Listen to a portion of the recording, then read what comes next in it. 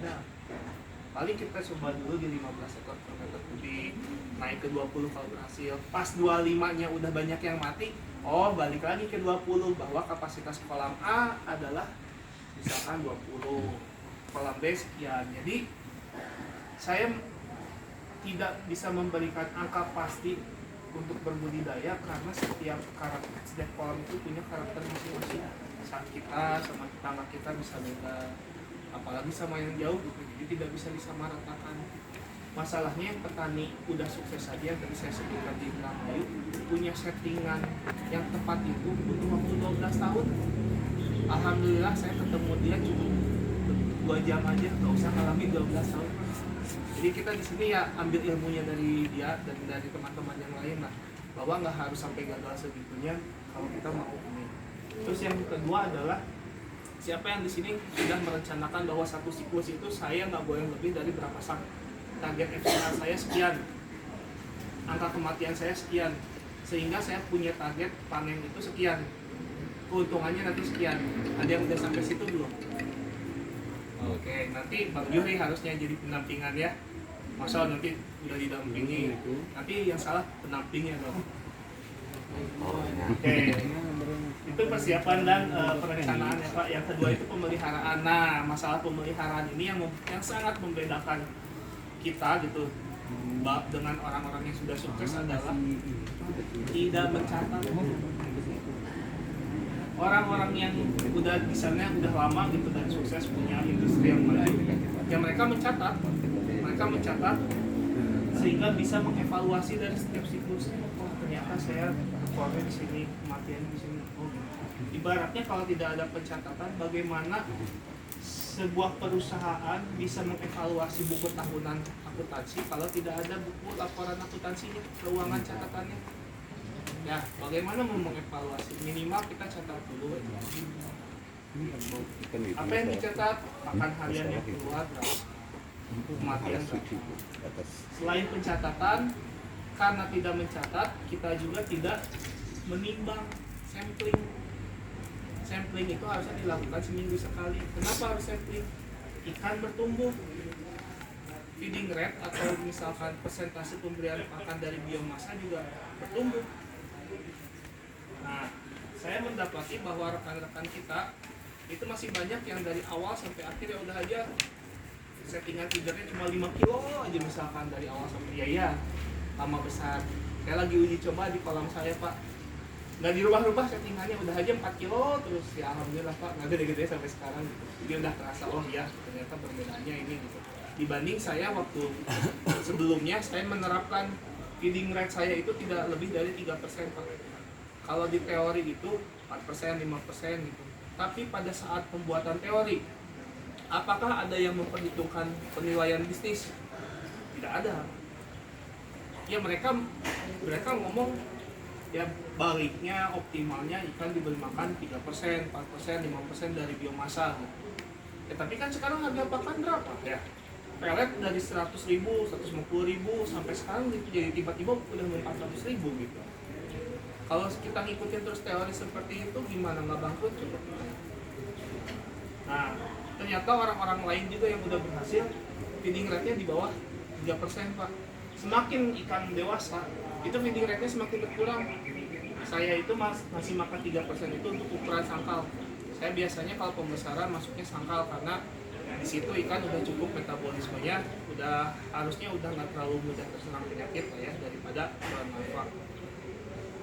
Terus saya kasih 3%.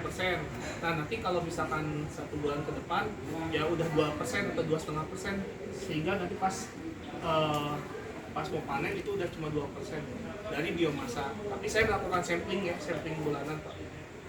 Sampling mingguan. Belum. Oke. Terus protein Pak. Sangkal itu saya kasih 30% protein. Tapi ketika menjelang besar, saya cuma kasih 28% protein. Manusia tumbuh itu cuma sampai 20 tahun, 19 tahun, 18 tahun. Tapi manusia bisa tumbuh lebih besar kalau umurnya itu golden age. sebelum TK, pas TK sampai dia SD, dia pertumbuhannya tinggi. Ya ikan juga sama. Awal mula itu ada golden age tinggi, tapi pas sudah mau dewasa ukurannya lambat. Buat apa kita memberikan protein yang semakin tinggi kalau ikan pun udah lambat pertumbuhannya gitu. Terus yang terakhir evaluasi, karena tidak adanya pencatatan yang akhirnya tidak ada evaluasi. Ini persiapan dan perencanaan tadi ya Pak, pematangan kolam ini. Nah, masalah benih Pak, saya merasakan juga sebagai warga Kuningan bahwa benih susah banget. Susah banget yang berkualitas dibandingkan rekan-rekan kita di Tasik. Saya lolos di Tasik karena di sana ada agen nila pekan. Saya suka nila pekan, pertumbuhannya cepat dan genetikanya bagus. Jadi nila pekan itu sebuah produk nila yang dari awalnya emang udah didesain punya genetika bagus. Contoh, di sana tuh indukan udah segede-gede gini. Kalau di kita mah ukuran sekilo isi 3 juga udah beranak, anaknya kita gedein lagi ya gimana kan, tumbuhnya lama gitu kan. Terus selain dari itu, di sana maksimal itu 3 kali pemijahan udah nggak dipakai lagi.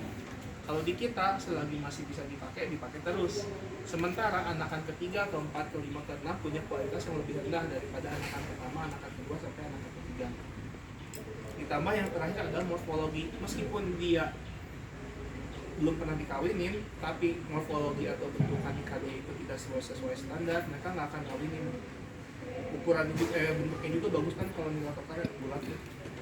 Itu dari telur sampai panen, telur ya Pak, sampai panen udah mencatat 4,5 bulan bisa dari telur sampai panen nila pekan. Jadi sebenarnya ya genetika ya kita nggak bisa ngapa-ngapain untuk saat ini, tapi setidaknya kita bisa berusaha semaksimal mungkin dengan budidaya yang baik tadi. Terus 3 obat-obatan, ya ada juga perawatan. Kalau di sini perencanaannya kayak, nah ini tadi ya pada tebar, ada 30 ekor buat nila, lele 150, target FCR-nya 1,3. Kalau nila itu, kalau lele itu targetnya harusnya 1,1. Target SR itu yang lebih baiknya di atas 85%. Target kebutuhan pakan per siklus sama target panen Rex. Ini perencanaan bisnis yang biasa saya gunakan Pak. Jadi misalkan seumpama